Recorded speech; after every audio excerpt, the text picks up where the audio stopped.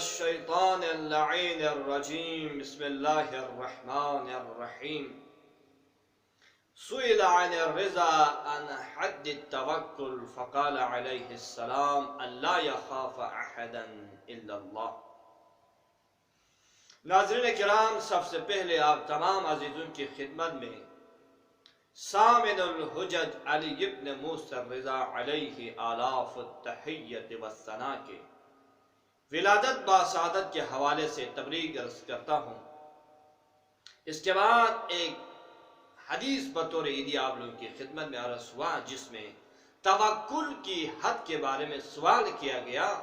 تو امام نے فرمایا توکل کی حد یہ ہے کہ اللہ یخاف احدا الا اللہ، خدا کے سوا کسی سے نہیں ڈرنا ہے۔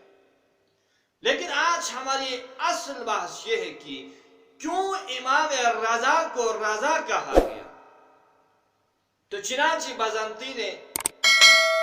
ہمارے نوے تاجدار امامت امام جواد علیہ السلام سے سوال کیا، یا ابن رسول اللہ، آپ کے بعض مخالفین کا یہ خیال ہے کہ آپ کے والد گرامی کو رضا کا لقب مامون نے دیا ہے، وہ اس لیے کہ جب ولایت عہدی آپ کے بابا کے حوالے کر دیا گیا تو آپ کے بابا اس سے راضی ہو گیا، اس وجہ سے مامون نے آپ کے بابا کو رضا کا لقب دے دیا۔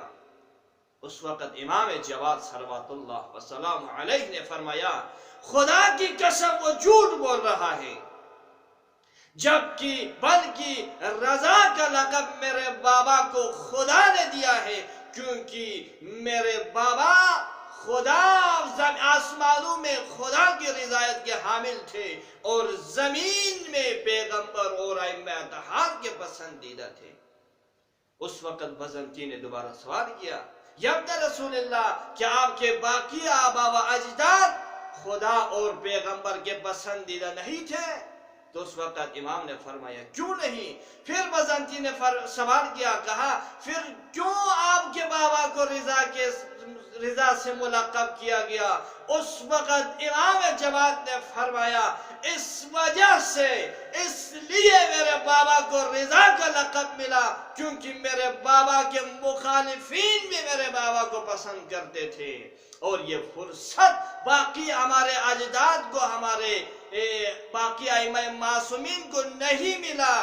بلکہ فقط یہ فرصت ملی ہے تو میرے بابا کو ملا ہے کہ میرے بابا کے حتی مخالفین بھی میرے بابا کو پسند کرتے تھے، اس وجہ سے میرے بابا کو رضا کے ساتھ ملقب کیا گیا۔